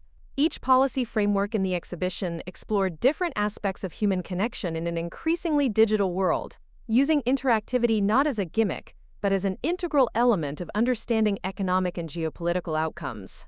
The launch event tomorrow will include heads of state, major corporate leaders, and leading economists from around the world, Dr. Dubois continued.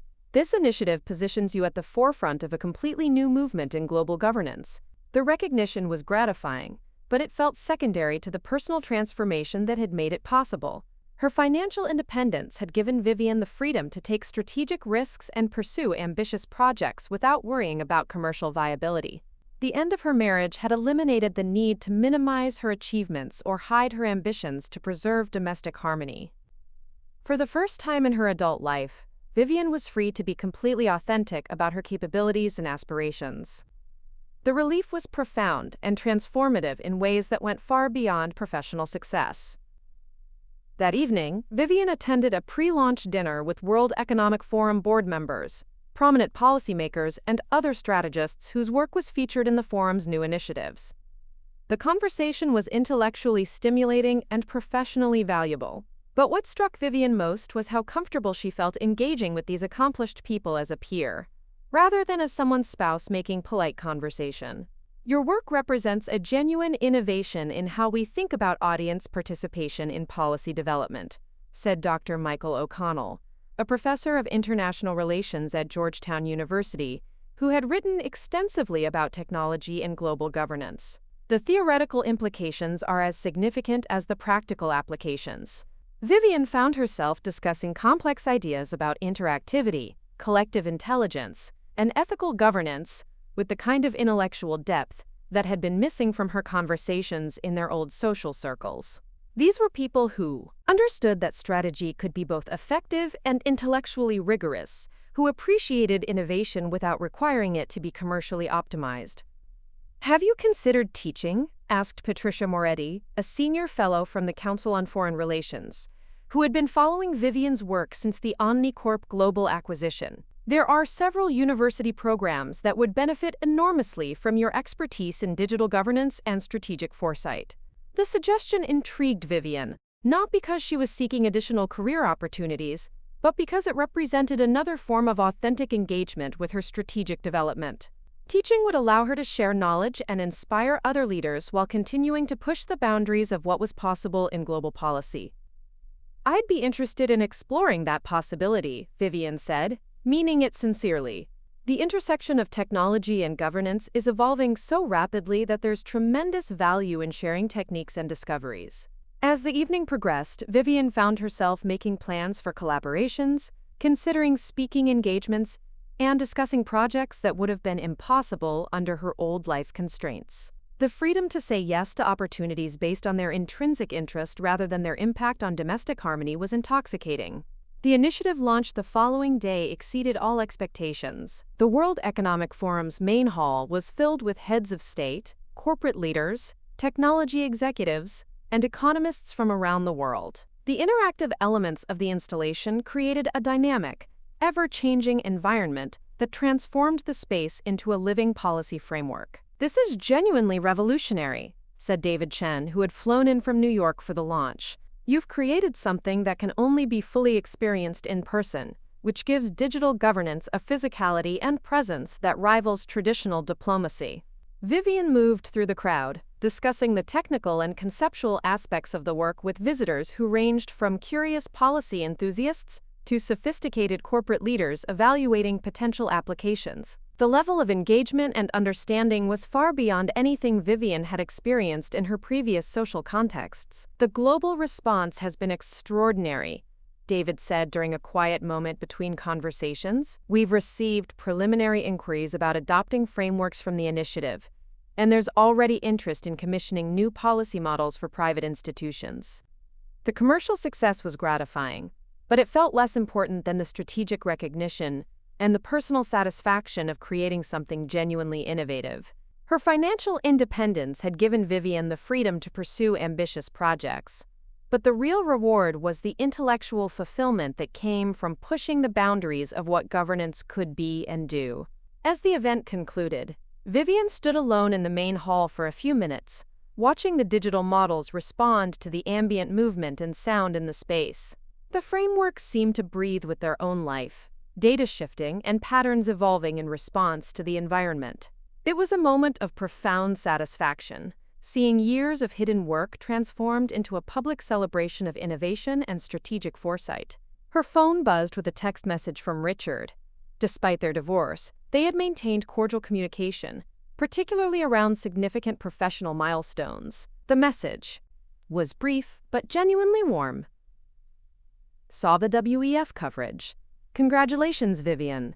You've achieved something truly remarkable." The World Economic Forum's official statement had been published that morning, with leading economists describing the initiative as a watershed moment in global governance and praising the way Vivian had seamlessly integrated cutting-edge technology with profound policy relevance. The news would be reprinted in economic publications around the world, cementing her reputation as a pioneering figure in digital governance. But standing in that hall, surrounded by the fruits of years of dedication and strategic risk-taking, Vivian felt most proud of the personal transformation that had made the professional achievement possible. The woman who had apologized for taking up space in her own marriage had evolved into someone confident enough to claim space in the world's most prestigious geopolitical institutions. 6 months later, Vivian was living in a converted penthouse in downtown Manhattan, having traded the manicured perfection of her former enclave for the vibrant energy of New York's global finance scene. Her new studio occupied the entire top floor of the building, with floor-to-ceiling windows that offered spectacular views of the cityscape and the Hudson River. The space was a temple to strategic possibility, equipped with the most advanced data analysis technology available and designed to accommodate both individual work and collaborative projects with other visionaries. The contrast with her former guesthouse studio was striking, not just in terms of scale and sophistication, but in what the space represented about her willingness to prioritize her intellectual development over conventional domestic comfort. "The teaching component has been extraordinarily fulfilling," Vivian told Dr. Sarah Chen, the dean of Columbia University's School of International and Public Affairs, during their monthly check-in meeting. Vivian had accepted a visiting professor position that allowed her to share her expertise with graduate students while maintaining her own strategic practice. "Your students consistently rate your courses as among the most challenging and inspiring in the program," Dr. Chen replied. "The waiting list for your advanced digital governance seminar is longer than any other offering in the department." Teaching had proven to be an unexpected source of creative energy. Working with young minds who were eager to push boundaries and explore new possibilities reminded Vivian of her own sense of discovery when she first began experimenting with interactive strategic models. The students' questions and experiments often sparked ideas for her own work, creating a productive cycle of mutual inspiration. "I'm particularly excited about the collaborative policy project we're developing for the next G20 summit," Vivian said, referring to an ambitious initiative that would involve 12 students working with her to create an interactive economic model that responded to real-time data from global markets. The G20 summit represented the pinnacle of international economic recognition, and her invitation to participate in the prestigious event was a testament to how rapidly her reputation had grown since the World Economic Forum initiative. The collaborative nature of the project reflected her growing interest in using strategy to address social and environmental issues, moving beyond purely financial concerns to engage with urgent contemporary challenges. The university's support for that project has been remarkable, Dr. Chen noted. The engineering department's collaboration on the data visualization technology is exactly the kind of interdisciplinary work that distinguishes our program. As Vivian walked back to her studio that afternoon, crossing the Brooklyn Bridge with its spectacular views of Lower Manhattan, she reflected on how dramatically her life had changed in just 2 years. Her strategic success had been the catalyst, but the real transformation had been psychological and intellectual. She had learned to trust her own judgment, to pursue opportunities that aligned with her values rather than others' expectations, and to build relationships based on mutual respect rather than economic dependency. The divorce from Richard had been painful, but ultimately liberating. They had remained friends, exchanging occasional messages about professional achievements and personal milestones. He had recently become engaged to a marketing executive who specialized in luxury brand management, someone whose career would complement rather than compete with his own advancement at Sterling Financial. From everything Vivian could tell, they were genuinely happy together, having found the kind of traditional partnership that they had never been able to create. Vivian's own romantic life had evolved more slowly, but with greater intentionality. She was dating a lead data scientist from a cutting-edge AI research lab, someone who understood the demands of a complex intellectual career and shared her passion for innovative strategy. Their relationship was built on intellectual compatibility and mutual support, rather than economic necessity or social convenience, and it felt fundamentally different from her marriage to Richard. "The response to your latest global market model has been overwhelming," said David Chen during their weekly phone call. "We've received acquisition inquiries from 14 different institutions, and the private investor interest is unlike anything I've seen in digital governance."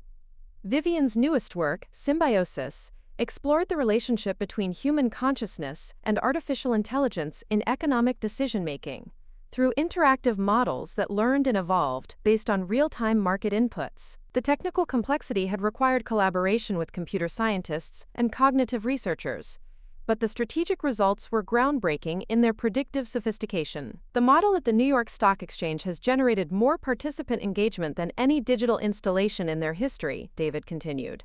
"People are spending an average of 43 minutes interacting with it, which is extraordinary for any economic model, but particularly for a technology-driven framework." The commercial success was gratifying, but Vivian had learned to value recognition and intellectual fulfillment as much as financial rewards. Her independence had given her freedom, but it was the strategic achievement and intellectual respect that provided lasting satisfaction. "I've been thinking about establishing a foundation," Vivian told David. "Something focused on supporting emerging economic strategists who might not have access to the technology and resources needed to develop their vision." The idea had been developing for months, inspired by her teaching experience and her awareness of how expensive and technically complex digital governance and strategic analysis could be. Many talented individuals were excluded from the field simply because they lacked access to advanced computers, specialized software, and the technical training needed to realize their innovative ideas. "That's a wonderful concept," David said enthusiastically. "Your reputation and connections could make a real difference for strategists who are just starting to explore digital economics." The foundation would become Vivian's next major project, allowing her to share the opportunities that her success had created, while supporting the development of new voices in digital governance. It represented a different kind of achievement than individual strategic recognition, but one that felt equally important to her sense of purpose and contribution. That evening, Vivian attended the opening reception for a group exhibition at a gallery in Chelsea, where several of her former students were showcasing their work alongside established digital strategists. The energy in the room was electric, with conversations buzzing between technical innovation and ethical governance. "Your influence on the next generation of strategists is already apparent," said Dr. Michael O'Connell, the Georgetown professor who had become both a colleague and a friend. "The students you've mentored are pushing boundaries in ways that weren't imaginable 5 years ago." Vivian watched her former students explaining their work to investors and critics, seeing them navigate the same balance between strategic vision and commercial viability that had defined her own career development. The pride she felt in their achievements was different from personal accomplishment but equally satisfying. "Teaching has given me a different perspective on success," she replied. Individual achievement feels less important when you're contributing to a larger movement of innovation. As the evening progressed, Vivian found herself in conversation with economic leaders, investors, and fellow strategists who treated her as a peer and thought leader. The community that had formed around digital governance was diverse and intellectually stimulating in ways that her old social circles had never been. "Your work has opened doors for all of us," said Maria Sanchez, a young strategist whose interactive economic models combine traditional finance with responsive digital elements. "The institutional recognition you've achieved has legitimized digital governance in ways that make it easier for the rest of us to be taken seriously." The comment reminded Vivian of how isolated she had felt when she first began exploring digital strategy years earlier. By midnight, Vivian was back in her Manhattan studio, energized by the evening's conversations and eager to continue work on her latest project. The penthouse felt alive with creative possibility, its vast windows offering panoramic views of the city that never slept. She pulled up the files for Emergence, a new collection of strategic models that would explore the relationship between individual identity and collective consciousness in economic systems. The technical challenges were immense, requiring real-time analysis of vast data streams and translation of that information into meaningful strategic insights. But the vision was clear: to create models that reflected the contemporary human experience of being simultaneously individual and connected, autonomous and influenced by collective behavior. As Vivian worked through the night, coding new interactive algorithms and sketching conceptual frameworks, she felt the deep satisfaction that came from pursuing work that was both personally meaningful and professionally ambitious. The financial freedom had made this level of strategic risk-taking possible, but it was the intellectual vision that made it worthwhile. The contrast with her former life was profound. 2 years earlier, she had been hiding her strategic achievements and minimizing her ambitions to preserve domestic harmony. Now she was working on projects that would influence global policy and be studied by future generations of strategists. The transformation hadn't been easy or painless. Ending her marriage and rebuilding her entire social and professional life had required courage and persistence that she hadn't been sure she possessed. But the rewards had far exceeded the challenges, creating opportunities for growth and fulfillment that she could never have imagined while living within the constraints of her old life. As dawn broke over the Hudson River, painting the studio walls with golden light, Vivian saved her work and stepped out onto the building's roof terrace. The city spread out below her, millions of people beginning their daily routines, pursuing their own dreams and ambitions. She thought about Richard, probably having coffee in their old kitchen, preparing for another day of corporate meetings. She thought about her former neighbors, maintaining their perfect lawns and attending their charity galas, measuring success through the accumulation of status symbols and social approval. There was nothing wrong with those choices, but they were no longer her choices. The power had given her the freedom to choose differently, to prioritize intellectual fulfillment over social acceptance, strategic risk-taking over financial security, authentic relationships over convenient partnerships. Standing on that rooftop, watching the sunrise illuminate the city that had become her new home, Vivian felt grateful for every part of the journey that had brought her to this moment. The years of dismissal and minimization had taught her to value genuine recognition over superficial approval. The painful process of ending her marriage had shown her the importance of building relationships on mutual respect rather than economic dependency. Most importantly, the strategic work itself had taught her that true fulfillment came not from what others thought of her achievements, but from the satisfaction of creating something meaningful and sharing it with the world. The woman who had once apologized for taking up space was gone, replaced by someone confident enough to claim her place among the most innovative strategists of her generation. The transformation was complete, but the work was just beginning. 3 years had passed since the birthday gala revelation that changed everything. Vivian stood in the grand ballroom of the Metropolitan Museum of Art, surrounded by 400 distinguished guests, celebrating the opening of Digital Governance, the Vivian Allister Collection. The museum had acquired 27 of her strategic models for their permanent collection, creating the first dedicated digital governance wing in their 150-year history. The irony wasn't lost on Vivian that many of the faces in the crowd were the same people who had witnessed Richard dismiss her work as, quote, financial doodles at the Astor Hotel. Tonight, those same individuals approached her with reverent enthusiasm, eager to discuss the cultural significance of digital governance and her role in establishing it as a legitimate field. Ms. Allister, your transformation of global economics has been absolutely remarkable, gushed Patricia Sterling, whose husband owned one of the largest private equity collections in the country. The same woman who had once nodded politely when Richard described Vivian's work as, quote, expensive therapy, now spoke with breathless admiration about her visionary contributions to contemporary policy. Vivian accepted her praise graciously, while internally marveling at how dramatically perception could shift when success became undeniable. These weren't different people with evolved tastes. They were the same individuals who had once viewed her strategic pursuits as amusing diversions from serious adult responsibilities. The museum's acquisition represents a watershed moment for digital governance, said Dr. Thomas Richardson, the Met's director, during his opening remarks. Vivian Allister's work demonstrates that technology-based strategy can achieve the same intellectual depth and global significance as traditional economics, while opening entirely new possibilities for policy implementation. The speech was being live-streamed to institutions around the world, cementing Vivian's position as a foundational figure in the digital governance movement.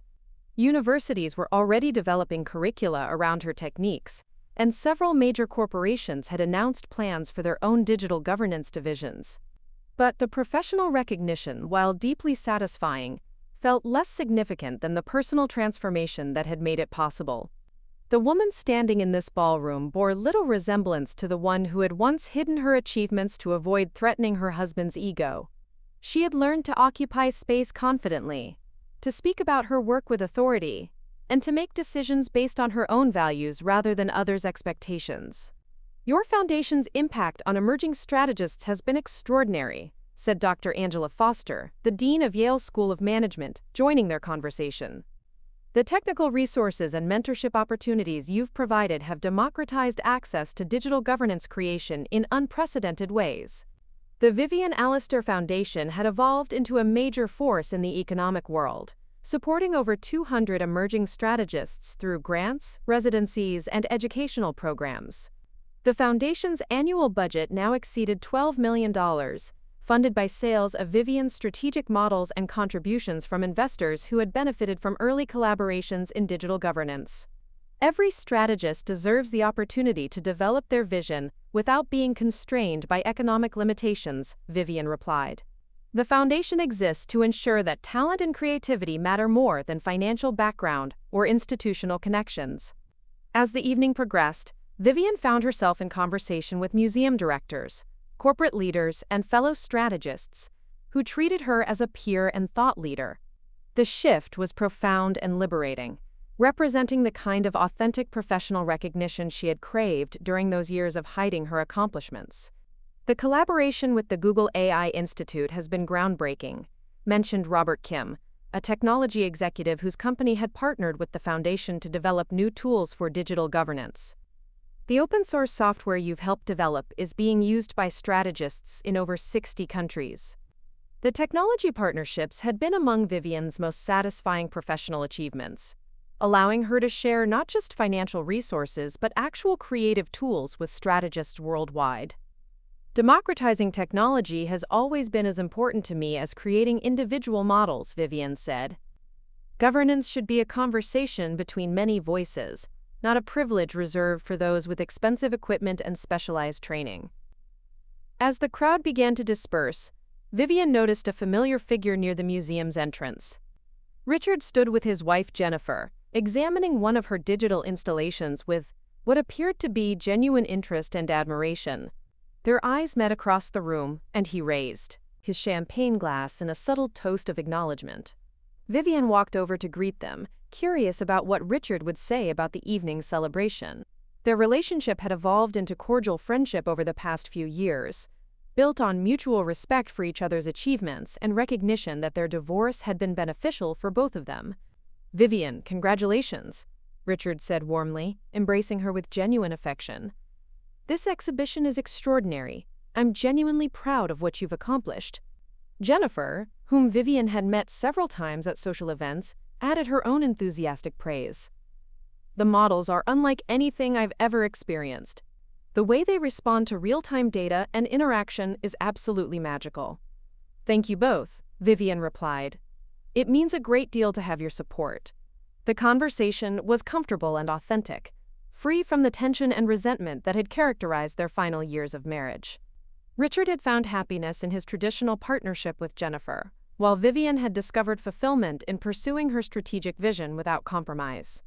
We should celebrate properly, Richard said.